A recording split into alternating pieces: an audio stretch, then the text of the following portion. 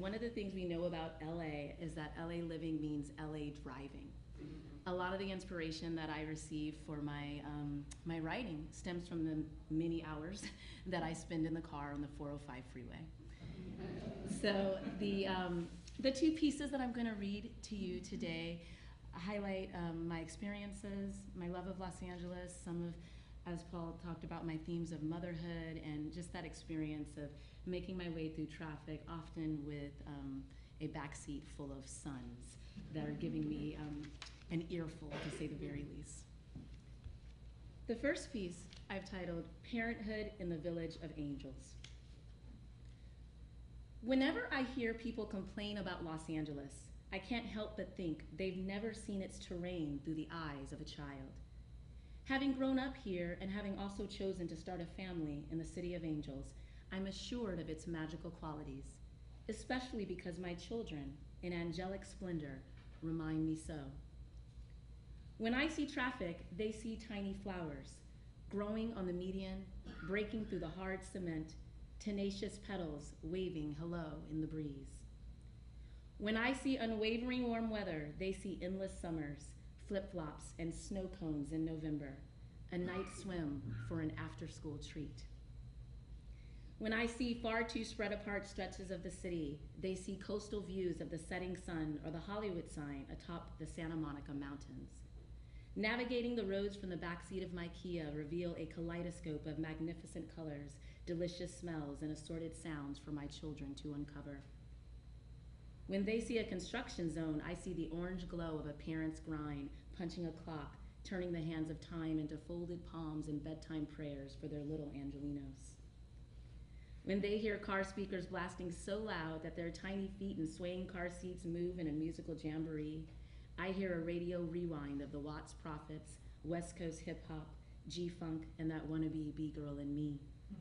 Friday nights at the Good Life Cafe, schoolgirl crushes cemented by a fat burger and a meticulously made mixtape. When they see a menu written in a different language, I see a world in one city, a recipe for humanity. And for my picky eater preschooler unwilling to flex his palate, I see a strong-willed temperament that will one day serve him well. In the meanwhile, the rest of us can have Thai on Tuesday, Ethiopian on Thursday, and soul food on Sunday, all in a span of a few city blocks. When I hear people complain about Los Angeles, I want to tell them to look closer, listen longer, inhale stronger. I want to tell them about the charm amidst the concrete and the glory born about from the city's grit. I want to tell them that I know how exhausting it can be to edify children in a society fixated on such stringent measures of success. I want to tell them that the burden of parental anxiety can appear greater in a city like Los Angeles. But I want to assure them appearances can be deceiving. I want to tell them about love, for love in LA can be greater too. After all, I was willing to drive north past the Getty when I was first dating my husband, and for an LA girl, that certainly meant he was the one.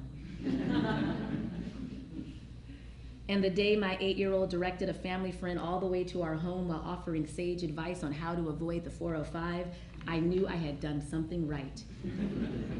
Put a check in the win column for my effective parenting. Put that on a brag-worthy bumper sticker. When I hear the name Los Angeles, I know it is more than the city where I live. The soul of the city subsists and thrives within me. It is both a determined parent and at times an unruly child, sometimes wild, off-brazen, shining bright. Don't bother trying to tame this city, and don't bother trying to change it. Instead, give in, acquiesce to its wonder, and when you do, you might discover Los Angeles is more than the landscape of your village. It is the fervently beating heart of it too.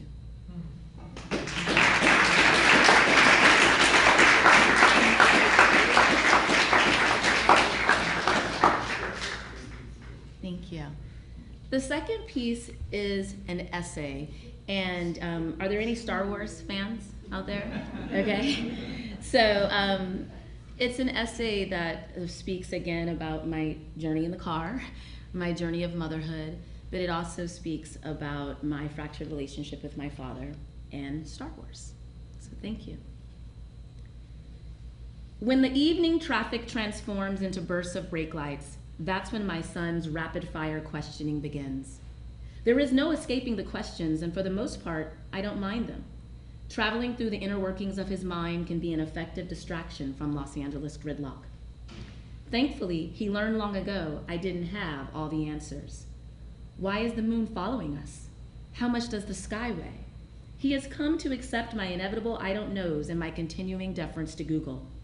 He has even come to appreciate my creative attempts at merging science with fairy tale, with folklore, with fine art, all in an effort to provide answers to his endless inquiries. For the 15-minute car ride home, he asks, I try, we laugh, I falter. It's our thing, and I cherish it. But ever so often, and usually when I least expect him to, he poses a question so razor sharp I'm thrust into silent contemplation.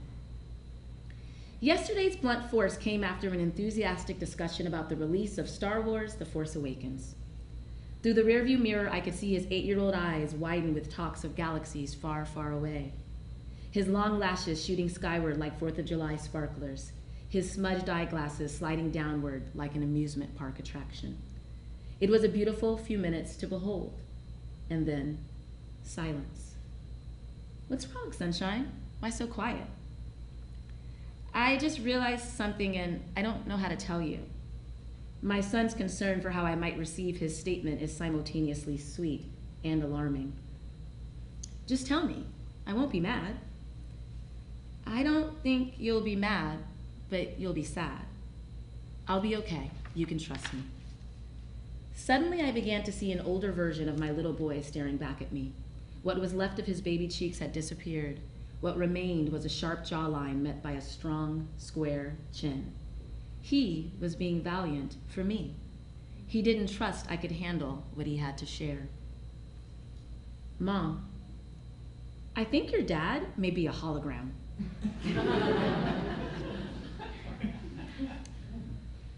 My dad? Like, my dad? Yeah, your dad. A hologram. Yeah, you know, like someone you think is real but isn't real. A hologram. This notion that my father could potentially be no more than a three-dimensional image formed by the interference of light beams from a laser was too intriguing to not examine further. Why do you think he's a hologram? We talk to him, but we never see him. We can't touch him, and you can't touch a hologram. You don't have a lot of pictures with him, but you say he's for real. What if he's something you only think you've seen before? What if he's standing on a hologram projection pad? Can you really say for 100% sure he isn't a hologram? I thought of all my potential comebacks. I thought of his witty replies. Mostly, I thought of the awkward and sad and confusing reality that my father lives no more than 5 miles away from us, but rarely sees his grandchildren. It's complicated is the only way I can describe it. Part of his absence is my fault. I couldn't let him disappoint my children the way he disappointed me. I drew a line in the sand and dared him to cross it. He tiptoes around that line because traveling through hyperspace would require him to go back in time and acknowledge his previous missteps. We sat in silence for the rest of the ride home, but the thoughts in my head were anything but quiet. Tears surfaced like the ocean wave of my father's absence. At times, his void is calm, a low tide with only a small ripple. At other times, his estrangement feels like a tidal wave pouring salt water into an open wound. My father as a hologram was one of those saltier moments. In the days that followed, I began to examine the larger implications of my son's hypotheses. A holographic image is typically seen by looking into an illuminated print or by shining a laser and projecting an image onto a screen. No amount of therapy or heart-to-hearts could better describe my father-daughter relationship. As a child, I projected what I wanted to see. As an adult, I shine a light on the images I want my children to perceive while strategically protecting them from darkness. My husband, however, has a uniquely different technique when it comes to the kids. Charging through the house pretending to be a stormtrooper or schooling them in the ways of the Rebel Alliance has him embracing the darkness in an inspired way. While I can be found rummaging through Target aisles looking for the perfect nightlight, he is huddled inside a pillow fort explaining to our sons the beautiful duality of darkness. You see, son, the reason there is no need to be afraid of the dark is because dark is actually just light that hasn't found its shine yet. You can be the shine. You carry the light inside of you, so you don't need to be afraid. And there it was. Something even the restless child in me needed a periodic reminder of. As long as I continue to be the light, I can overpower any darkness that comes my way. A 39-year journey has prepared me. A strong army of rebel soldiers made up of family, friends, and an ever-present mother has protected me. A curious child in the wake of a movie franchise where there is probably no stronger theme than that of fatherhood now challenges me. As our weekly car rides continue, I prepare to face my junior inquisitor. When he isn't given an adequate answer, it is only a matter of time before the question is asked again. This time, I'm prepared. No, son, my father is not a hologram. He is very real, and I'm sure he'd like to see you. Those same firework lashes shoot up with anticipation. Instinctively, I catch my breath, but this time, unlike the years of anxiety that have gripped me, I slowly exhale and breathe again.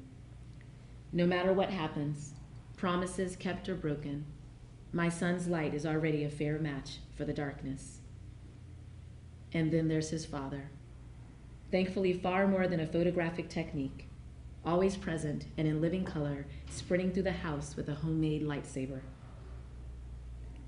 And then there's me, embracing my own awakening, a vibrant presence, and now a more confident one. It seems that children can indeed serve as valuable sources of light. They can guide us to the best versions of ourselves, and they can empower that still broken child from within. From the time they are born, they are on their own hero's journey, some traveling at light speed, and others stuck in bumper-to-bumper traffic from the back seat of their mother's SUV. Thank you.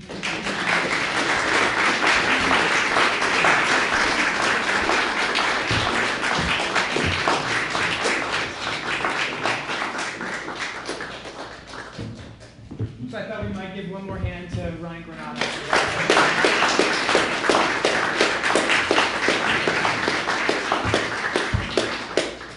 Before I bring our next performer, Bill Roberts, up here, I thought I would tell a quick story actually about how I first encountered his music. Those of you who aren't familiar with his music, he's the lead singer, songwriter, founder of the Long Beach-based band Red River, whose first album came out a handful of years back, was picked by NPR as one of the 9 best albums of the year. They performed on NPR's Tiny Desk concert, a lot of really wonderful venues. The first time I encountered his music was, we didn't realize that we had some mutual friends in common. And I went to see them play a show at a very small club at the time in Long Beach, I think off 4th Street or something. And I still remember, to this day, all these years later, that it's one of the most special, beautiful nights of music I can ever remember experiencing. That he really, for as wonderful as a singer and a guitar player is, he really has the soul of a poet. And there's a kindness and a warmth and a beauty that comes out of his music that I think is really special and very unique. And so I'm really honored and feel very privileged that he's here to join us tonight. So please join me in welcoming to the stage Bill Roberts.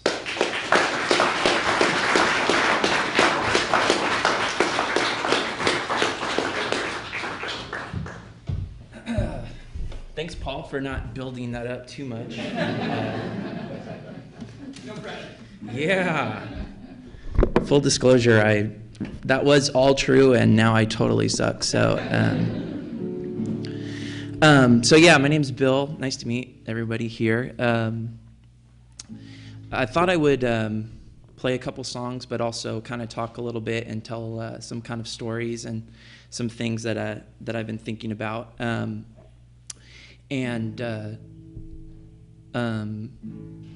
So, as Paul mentioned, I had some friends, some mutual friends that I really hold in the very highest regard. And when I was about 21, 22, I remember we took a trip down to downtown LA, and we went to all the museums, the LACMA, MoMA, just a bunch of them. And I remember, without a doubt, out of every single person that was in my group, I was like the least interested in the art. Like, I just was like, this is cool, but everyone else was stopping and they were staring at the paintings and sitting there. And I was like, all right, that one's cool. Like, let's go get some street tacos. And I just remember there was it just felt different. Like, I was like, okay, I don't really know if I fully get this, but I liked it. They're nice paintings. They look cool. And that was kind of my perception of visual art for a few years. That it was just cool, but movies were really like where I was moved and stuff. And so a few years later, I'm a photographer by trade, and I do video, and I was working for an event, and I was shooting down at Laguna Beach in the pageant of the Masters. And for anyone who doesn't know, the pageant of the Masters is basically where they take paintings and they recreate them with live actors. And it's really, really worth checking out if you didn't know. And so I got tickets to this thing, and I would tell people, oh yeah, I'm shooting this thing, pageant of the Masters. Like, oh, that's so cool. And I'm like, yeah, okay, whatever. Like, that's okay. So I'm sitting there, and because I can't video during the actual event, and I'm sitting there, and the lights go down, and you're in this beautiful amphitheater, outdoor amphitheater, and all the lights come down, and you can see all the stars. And by all the stars, I mean like the 3 stars that we can see here. But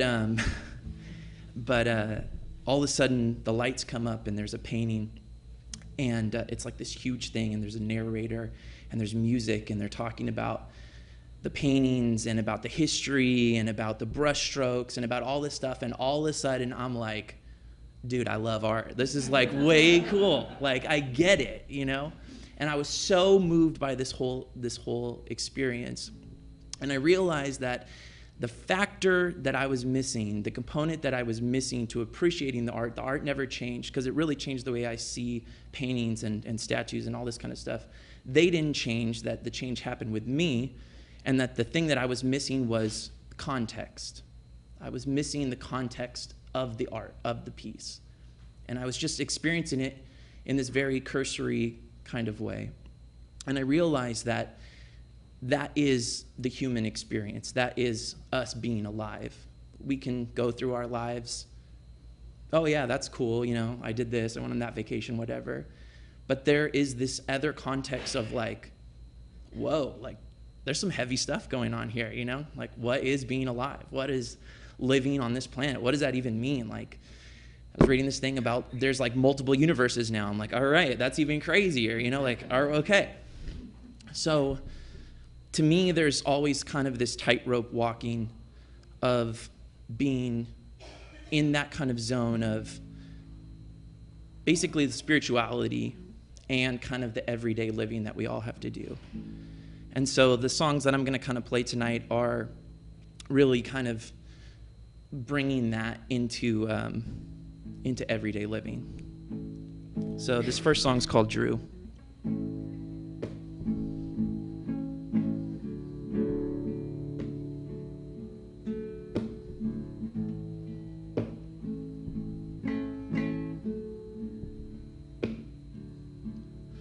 I was born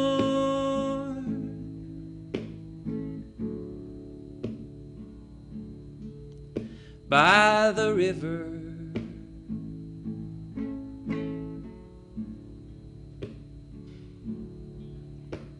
and just like the river, I know nothing of what I am.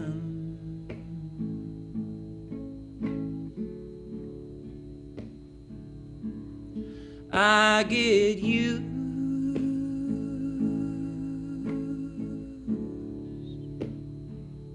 I get used to living.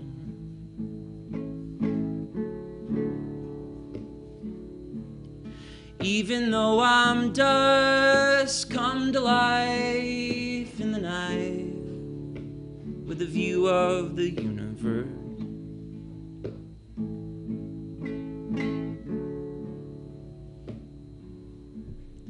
It feels good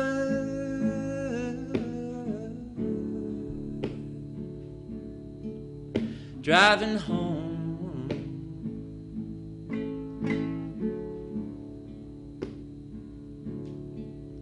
After work, winding through the canyon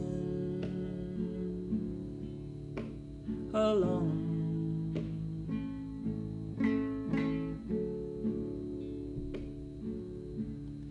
And I feel you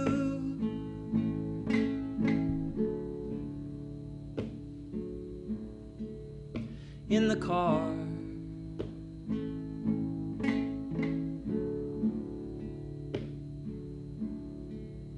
Lying down, turned around in the passenger seat. Oh, sleeping hard.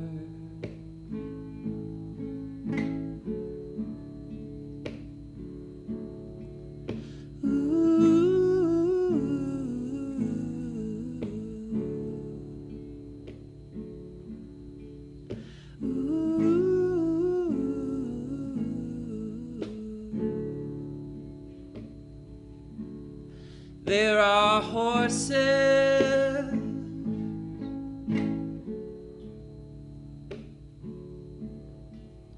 on the hill,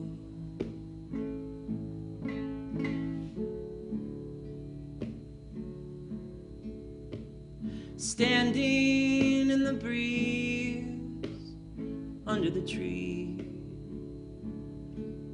standing still.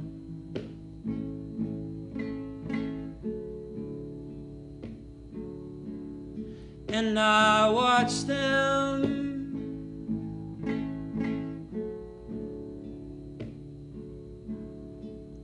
watching us.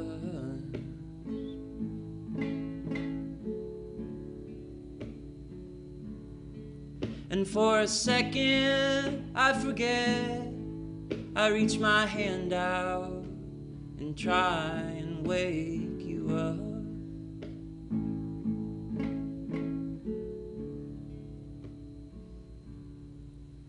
Will we all be together in the sweet by and by? Will we all be together in the sweet by and by? Thank you.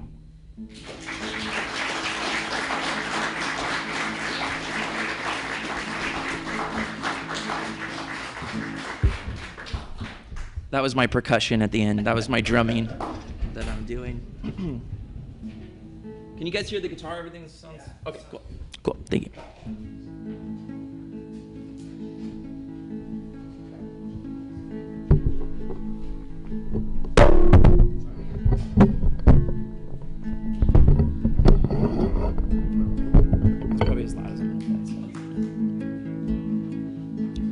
I packed the car while my dad was asleep,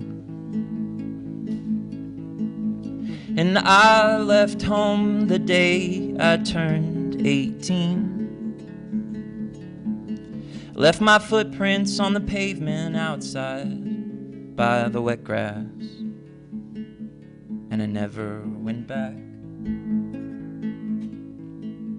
And I only had $100 to my name.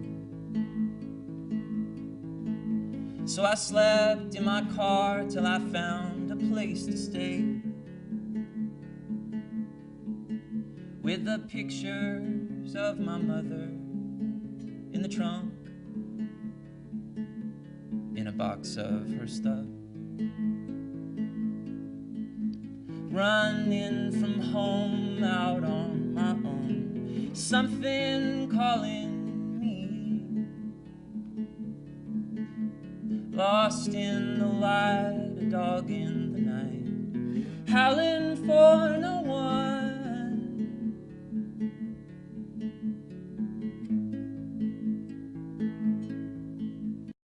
I went to school and found a job and a place to crash. And the friends that I made were the best that I ever had. And for the first time in a long time, the world felt wild and good, as it should. Stick, bricks, and stone, a life of my own, nothing holding me. A feather within a wing in the wind. I know that you know.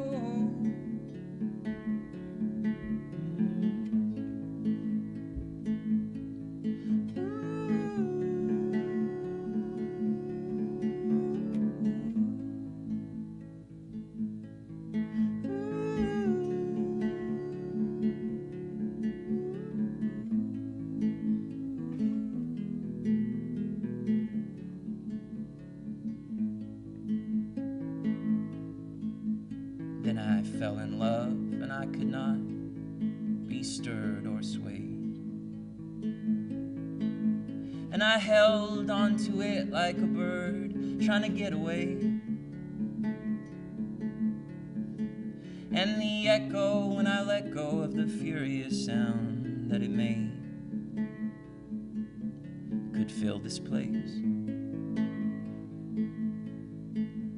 And we were married, but no name was taken, and no rings were worn. And it stayed that way till the day our son was born. But when I held him for the first time, something in me shook and said, "It is good." Stars in the night, tears in my eyes, something good in me, coming up through the cracks, tiny blades of grass, reaching for the sun. A hole in the clouds, a song in my mouth, all is well with thee. Breath in my hands, a life in my lap. I waited such a long time for this,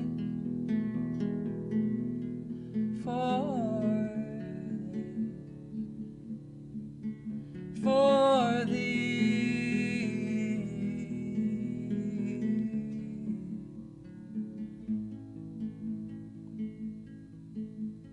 I call my dad and we talk for a minute or two. Then I go upstairs and turn the lights off in my baby's room. And for a moment there is darkness and the universe is clear. Then it disappears. Thank you.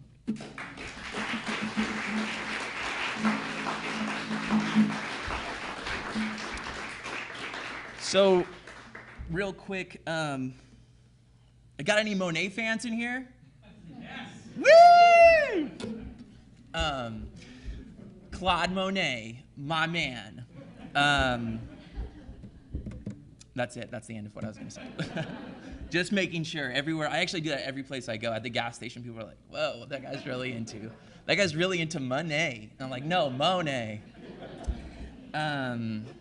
Monet, right? Oh God. Okay. So Claude Monet is like one of the first impressionistic painters, right? And the term impressionism actually came from a critic that was like making fun of Monet. And he was like, dude, Impressionism, that's cool. Because the critic was saying that he wasn't a real artist, he was just an impression of like an artist. He was just doing impressions of art. And so there's this one of his early paintings, Woman with a Parasol, which is actually his wife and his son. And there's something so cool about looking at this painting, and it's so moving to me and that I can relate to, is that, you know, art at that time had been trying to be very realistic and taking your time and getting everything just perfect and getting the lighting just right and the Rembrandt lighting and all this stuff that they had been practicing. And there was something like, I was watching a thing on it. It was talking about how hurried his brushstrokes are. You could tell he was just trying to do it as quickly as he possibly could. And there's something so special about that to me because he was a painter trained classically who, in this moment, there was something that he was seeing beyond what he was seeing, that he was just trying to capture about this. And the fact that it's with his wife and his son, I think, is just so special. And, you know, that type of art and Impressionism has, you know, they've become like world-renowned pieces. But to me, that's something that is just so so moving to me in a way, that there was something about the feeling of that moment that he had to capture. And so that was kind of my inspiration for this next song. A mix between that and Jurassic Park 3. But more so the Monet stuff. There's like one part in Jurassic Park 3 that is really... okay, here we go. The smell of the house when it's just clean, the color of your eyes when you kiss me, a dandelion dying in the dry leaves, the wind through the pines off the balcony. I want to keep as much as I can. I want to keep as much as I can. I want to keep as much as I can. I want to keep as much as I can. A half-eaten pear in the living room, the squeak on the stair from a tennis shoe, bubbles in a bottle of perfume, feeling of you sleeping in the other room. I want to keep as much as I can. I want to keep as much as I can. I want to keep as much as I can. I want to keep as much as I can.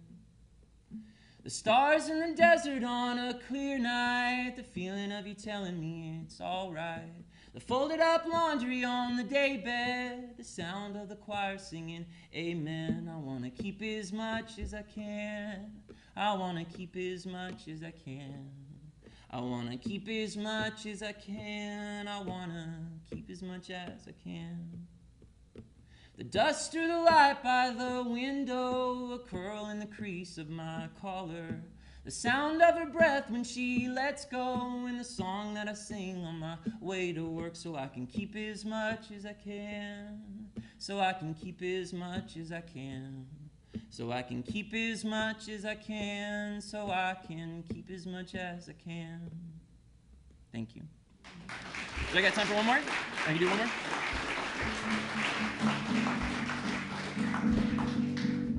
So, I've discovered that having children is basically like Buddhism 101.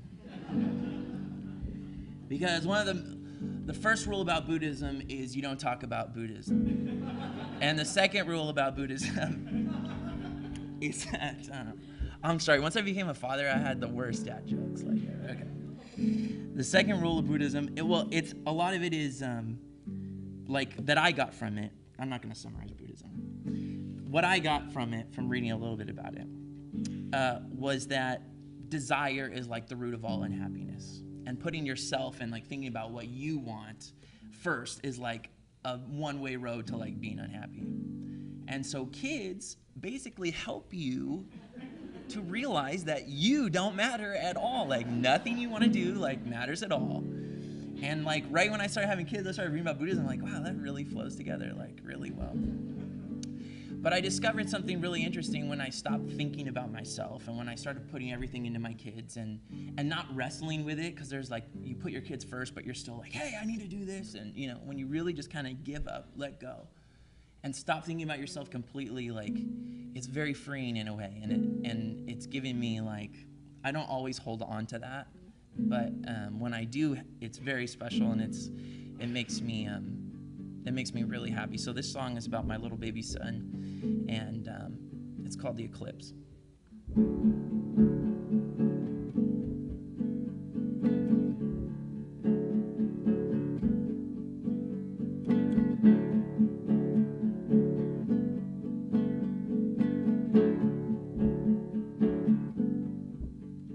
There's a sock on the floor in the corner by the dresser drawer. Inside out, gold and blue, the color of the afternoon.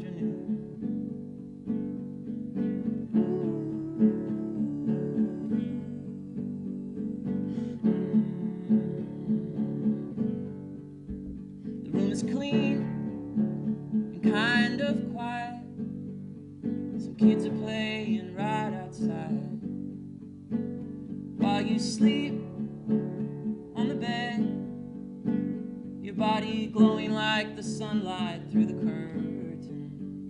And in the mirror, I can see a flock of moths in the shape of me. You turn around, they disperse, soft as a whisper. And I'm turned into nothing, and I'm turned into nothing, and I'm turned into nothing, and I'm turned into nothing.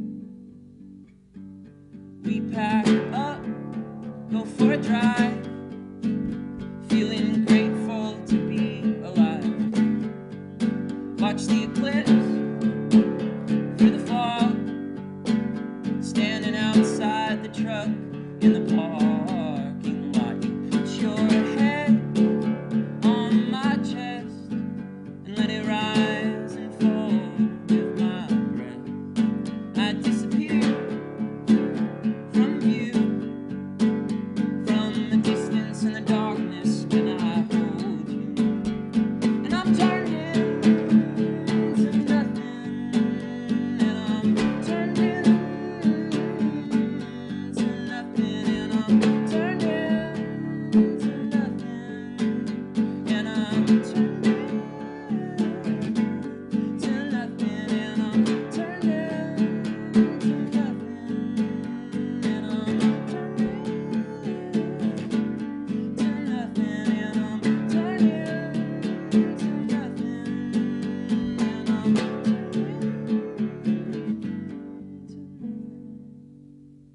Thank you so much. You guys have been really awesome. Thank you very much.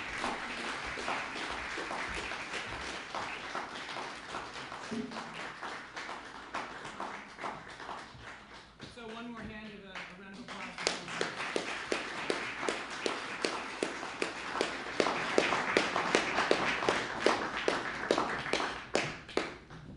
So our last performer of the evening, I've also known for quite some time. Anybody who's familiar or involved in the Los Angeles / Southern California poetry scene is familiar with his work. His first book, The Early Death of Men, which came out I think in 2009. In all the years that I've been teaching poetry classes at school, it remains one of the most popular books that's gone over well with my students, which is a very tough thing to find sometimes when you're trying to turn college undergraduates onto poetry. Sometimes that can be a really difficult hill to climb. His book has been one of the few that has always kind of succeeded in turning the students into kind of passionate readers of poetry. Like our other two performers tonight, I think his work is marked with a real complexity, that there is a real curiosity about the world, a real kind of philosophical wisdom about it, but delivered in a very kind of accessible, engaging way. So if you'll please join me in welcoming to the stage Clint Margrave.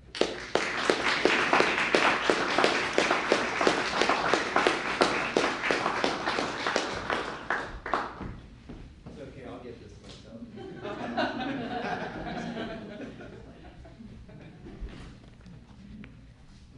Well, thank you, Paul, for that undeserving introduction. And wow, what a crowd, I invited me to poetry, and I was like, okay.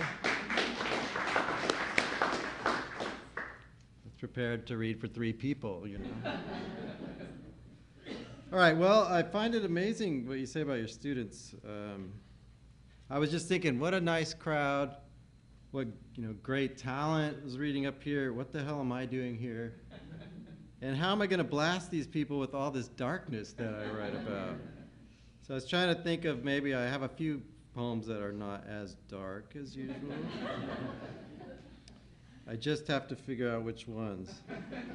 Well, I was thinking about LA and traffic and all that. I don't think I ever overtly write about LA, but then I realized that everything I write about is kind of about LA. One time a publisher told me that I mentioned the sun a lot in my poems, and I never realized that. It's just because I live in LA, it's just normal to me. I guess I mentioned going to get coffee, going to the grocery store. So let me start with this poem about going to get coffee. Now you can probably hear me, right? It's called Room. Whenever I buy a cup of coffee, I always appreciate how the barista will ask, "Do you need room?" And I think, what a better world it'd be if we all just did this.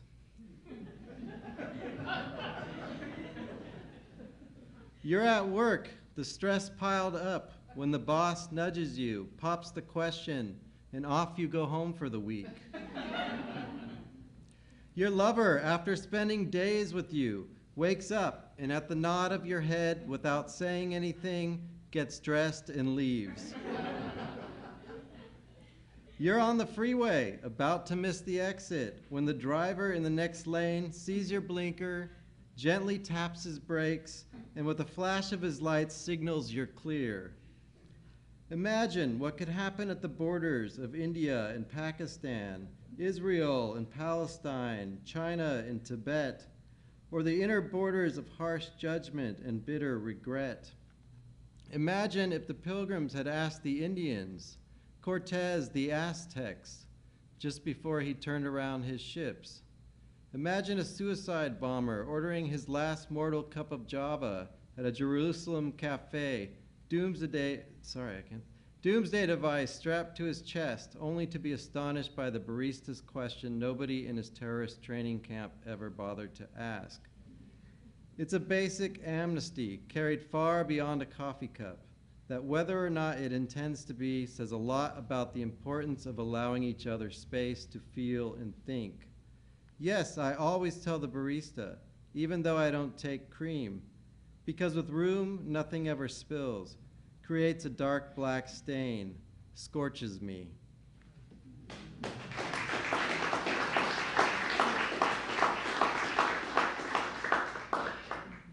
I did write a recent poem that took place in LA at a grocery store. In LA, you see celebrities sometimes, and usually some dumb actors. I don't even know who they are. But one time I was very shocked to see Zadie Smith in an Albertsons. If you know who Zadie Smith is, very well-known novelist. So, I don't know, I probably didn't do her much justice, right? But, so I wrote a poem about it. This is called Running into Zadie Smith at Albertsons. We pass each other in the fruit aisle. I'm the bald, no-name poet with a scruffy beard and adoring eyes. And you're the beautiful, freckly, critically acclaimed author of White Teeth with eyes that say, what the fuck is this guy staring at? I debate making a selfie request to immediately post on Instagram, my arm around you with the heading, "Look who I found by the apricots." Hashtag Zadie Smith, hashtag on beauty. We meet again in the express lane. I'm behind you in line, and you're polite enough to put the divider down. I must admit, the symbolism hurts.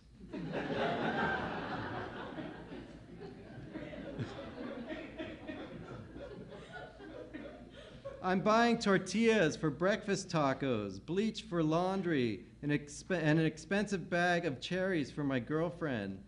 What's your plan with that bottle of Control so early this morning? If you wanted to party, you should have just asked. We could have ditched my girlfriend and your husband and 2 kids and made our way like we were 21 again. It's so American. At some point, I'd have even asked about your favorite contemporary novelist, and when you repeated the question to me, I would have lied and said you, of course, because I know how fragile a writer's ego is. Sorry, you tell the checkout girl with that British inflection in your voice, because you've accidentally swiped your card when you were supposed to insert the chip.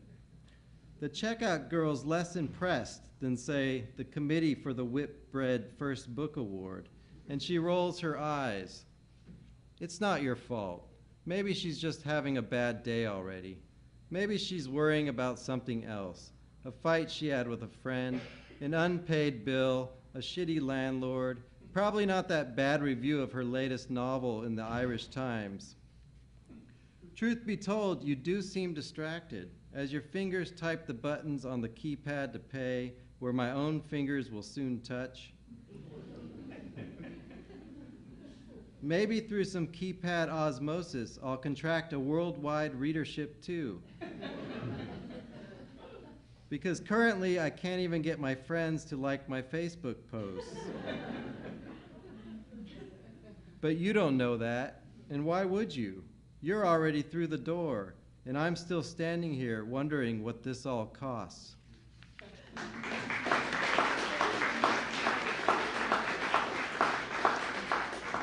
After it got published, somebody told me I should send it to her, so I did.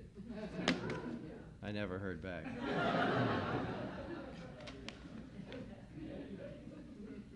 It's called Busboy.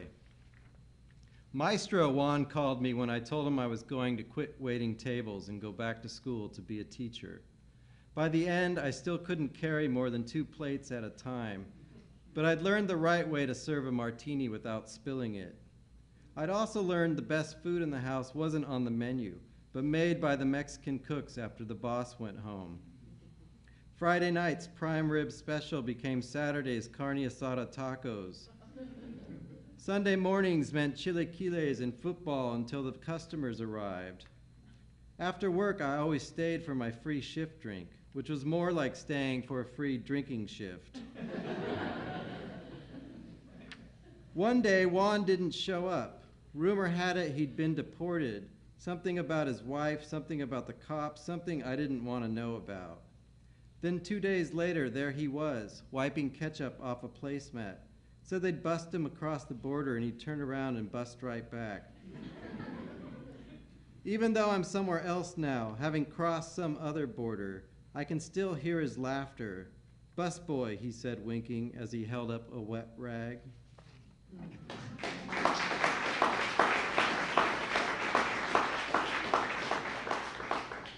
Thank you.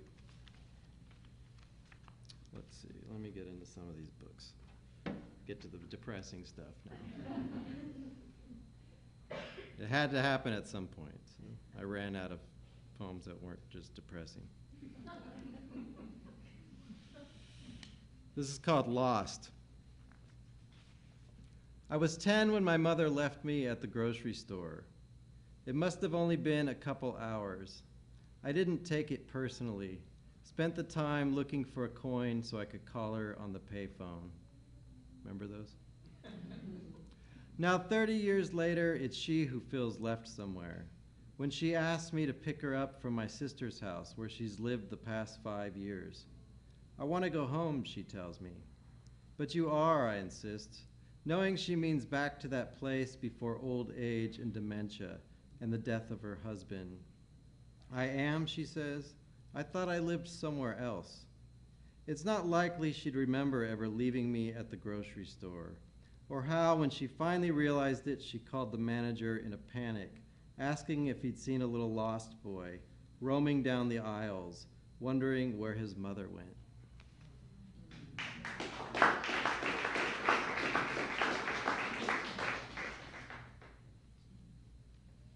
Well, I guess I do have a few others. A lot of you are teachers in here, like Paul, and although you're all full-time teachers, probably. You'll find out why, not this poem, but the next one, I think, why I'm still an adjunct. This was based on a true story, though. It's called To the Student Who Asked Why He Earned a C on an Essay About Love. And it strangely wasn't even my student. It was a kid at the urinal in the bathroom. He must have saw the blazer or something and decided to ask me, you know.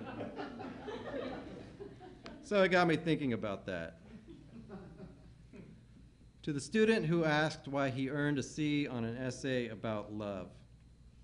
Because love has its own grammar, its own sentences, some that run on too long, others just fragments.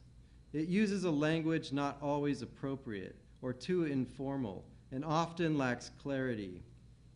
Love is punctuated all wrong, changes tenses abruptly, relies heavily on the first person, can be redundant, awkward, full of unnecessary repetition. Every word is compounded, every phrase transitional. Love doesn't always know the difference between lie and lay.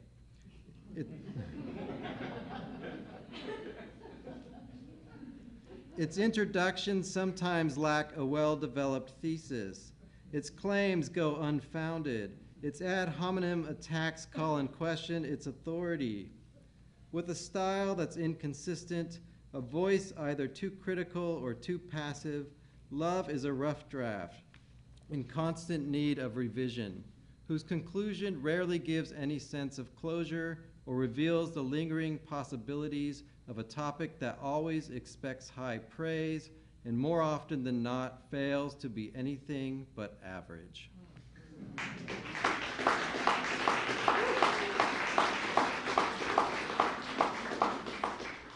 Thank you. And now you'll find out. Sorry, I have to read this on my phone. I didn't print it out, but someone reminded me tonight of this poem and why I'm still a part-time teacher. This is called Recap of Yesterday's Tenure Track Job Interview in English.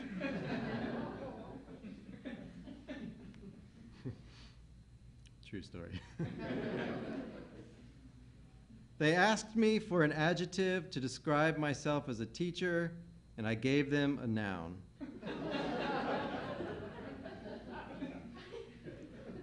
They asked me to role play a situation in which I told a student she would need to retake the class, and I ended up giving her a second chance. Then I asked if the water bottle provided for me had vodka in it. Then I referred to the hiring committee, which consisted entirely of women, as you guys. Adjunct it is for me.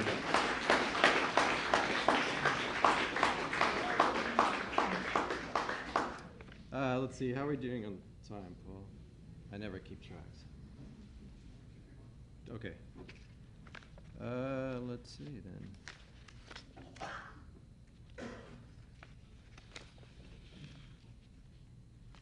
This is called Melancholia. This kid from Greenpeace rings the doorbell. I've just pulled a pizza out of the oven, poured a glass of wine, about to watch a Lars von Trier film. The melting Arctic, he says, the polar bears, the warming oceans. He must be in his early 20s. Wears a green shirt with staff written on the sleeve. Girls probably dig his beard. Could be out getting laid this Friday night instead of trying to save the planet. I'm sorry, I say. I appreciate your cause, but I don't have time. He puts his arm down with the clipboard. Can I just ask why, he says? Because you seem sympathetic. I want to tell him how it's nothing personal, that I'm probably a shitty person. Because when I pay with an ATM card at the grocery store, I guess the grocery store is a recurring theme in my poems, I never realized, and get solicited to donate money to cancer research, I usually decline, even though it killed my father. I want to tell him it really is a shame about the polar bears, But all I can do right now is think about that wine and pizza and Lars von Trier film, which I once fell asleep in the middle of, back when I was still married. But remember, it had something to do with depression and the end of the world and how we're all gonna die. I don't know where this...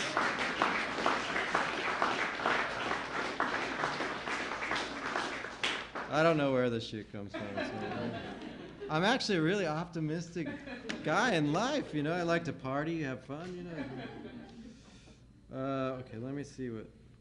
I'll do two more here. I'll just do this one in front of me. The man who fell in Sartre's grave. See, there we go again. It just shows up. On the day they buried Jean-Paul Sartre, a young man fell shortly before they lowered the coffin. 20,000 people stood watching in Montparnasse Cemetery, where close by Baudelaire lay next to his hated stepfather. No one ever said what happened after. If someone in the massive crowd of mourners offered a hand, if Simone herself stood up from the chair they'd placed at the foot of the plot and reached in. I like to imagine him somewhere now, middle to old aged, briefly removing the pipe from his mouth to relay this story yet again to his adult kids or his philosophy class or his latest mistress. A topic of conversation at parties among intellectuals and friends, a point of introduction. This is Guillaume or Jean-Luc or Christophe. He fell in Sartre's grave. I like to imagine he learned something from the man he almost replaced and pulled himself up by his own free will.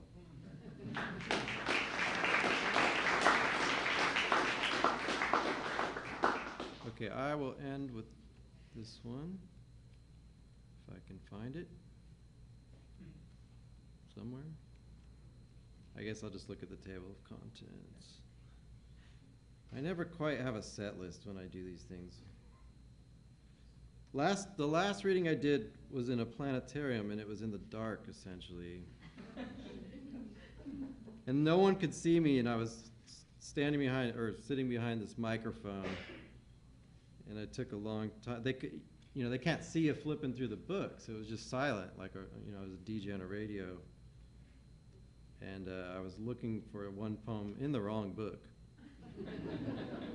So that didn't help. Okay. This is called You Are What You Eat.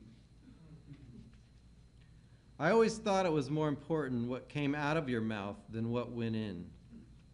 But I guess if you have to blame something for who you are, it might as well be what you eat.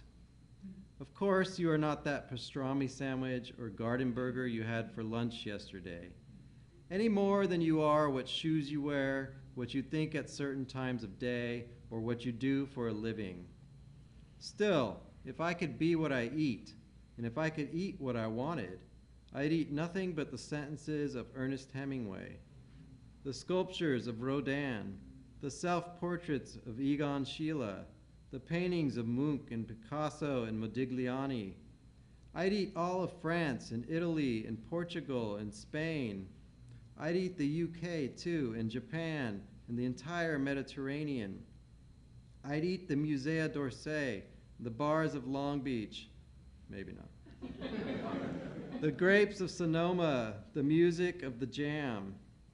If I could really be what I eat, I'd eat peace and solitude, love and compassion, all the greatest things about our species, books of poetry, philosophy, films and novels, walls with beautiful murals. I'd make meals out of symphonies, snack on sonnets, devour Melville's every page.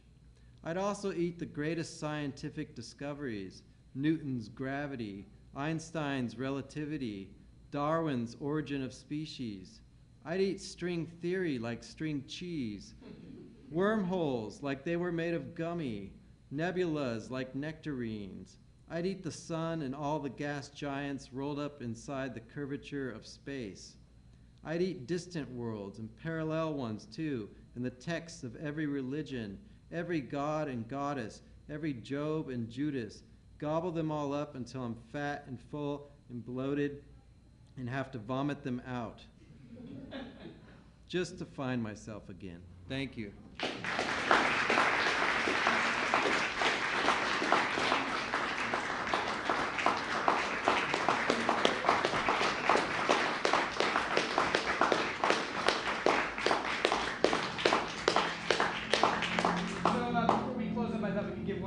Applause to our three wonderful performers.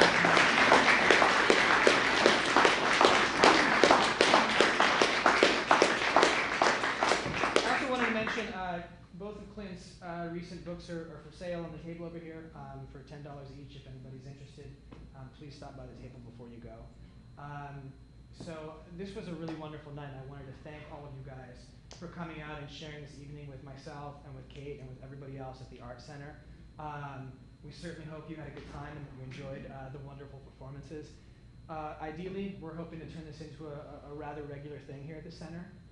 So we should be, sending out, an advertisement for the next show within the next month or so, hopefully. So stay tuned for that. But I just wanted to tell you all, thank you very much for coming. This was really special tonight, and we're really pleased you could come out here and join us for the evening. So thank you very much.